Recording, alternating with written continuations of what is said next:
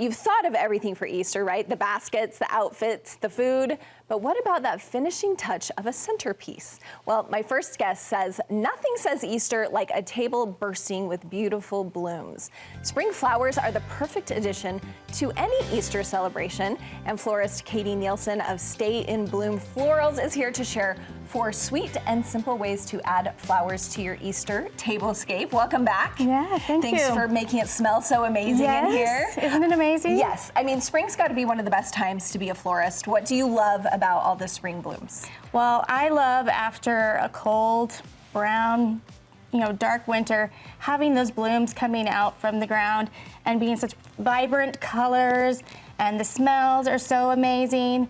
It's just like, who wouldn't love spring? It's the best. It's the best. Okay, and you have some specific things that we're going to talk about, specific blooms that you want to talk about. And the first one's one of my favorites, ranunculus. It's hard to say, but beautiful to see.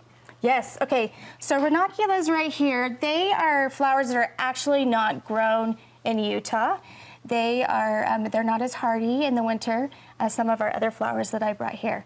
But they are a spring bloom, and if they're taken care of properly, then they will last up to 10 days in a vase. Ooh, I love that. Yeah. And they're just so vibrant, I think, and so full. And you have some tricks that you use when you deal with these types of flowers. Yeah, so they have, as you can tell, they have a variety of different colors, and then the petals are paper thin.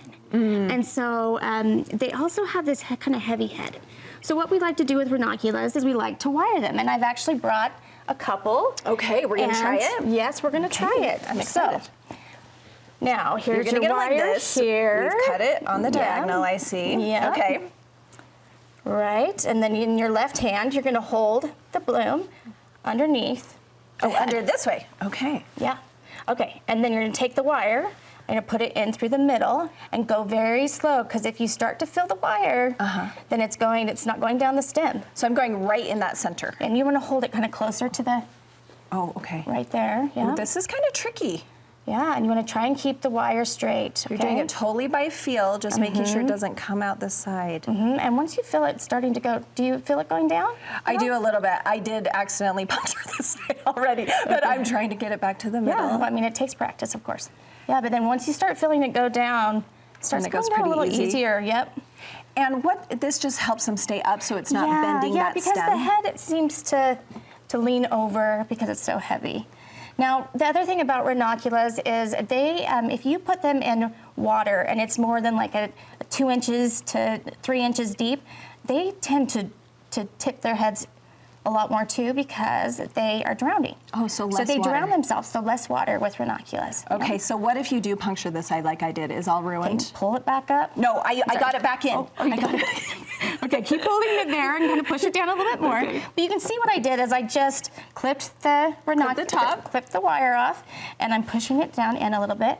But you can see that there is no wire hanging out, and you can bend them. And Are there they'll several stay. flowers you can do this for, or is it unique to these? Yeah, there are a couple flowers. One of the other ones that you can do is daffodil. Oh. One you can do. What a The good Gerber trick. daisy.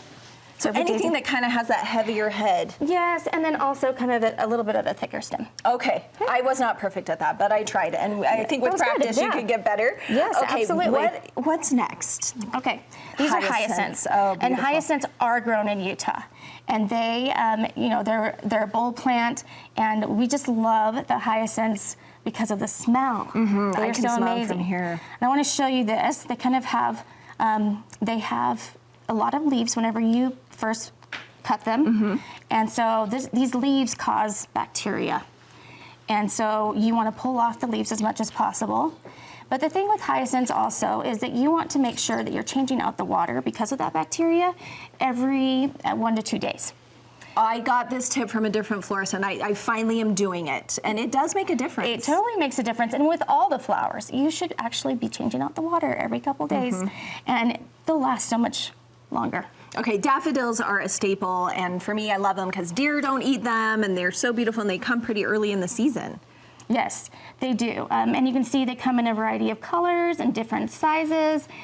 This cute, yellow and peach right here. Isn't that cute? So pretty. And you just put them in, a fun vase, and they just look great.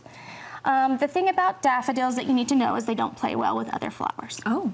So if you're going to put them in a vase, do it by themselves. Right. Okay. But you have to prep them first. So the thing with daffodils is you cut them and a sap comes out. And you have to put them for about 2 hours in a vase by themselves without touching other flowers. Okay, so after that 2 hours, then you could put other flowers in. Yep, you can put them with other ones. But if you're going to use the same vase that you've had them sitting in, you need to empty the water, and then you can put them back in. I had no idea. So the yeah, sap is what is not good with the other flowers. Okay. Yep.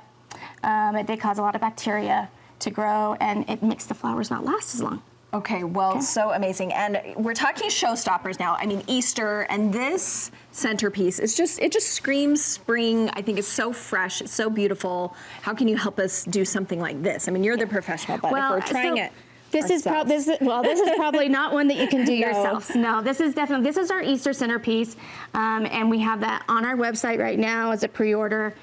For Gorgeous. Easter.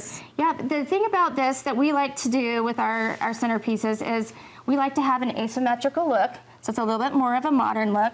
And then we also like to have a lot of the flowers, the focal flowers, stand out and be a little bit like on their own. So they are you see showstoppers. Yeah. Look at that. A very focal That point. is a tulip, and it is amazing. And you want everybody to be able to see those instead of them all blending in together. So, yeah, this is available right now on our website. Yeah, talk to me about your shop. You have a shop in Draper, but you can also get online. Yeah, we do day-to-day florals and event florals, and so you can get online and you can order those at www.stayinbloomutah.com, or you can get on our Instagram site at Stay In Bloom Utah as well. And yeah, we'd love to have you come in and see our shop and see the cute other things that we have there, these wonderful vases. So fun. Yeah, those vases are something I've not seen, and those are gorgeous. And thank you for sharing some of the secrets with us to help us keep our flowers lasting longer. We appreciate you. Thank you so much for having me.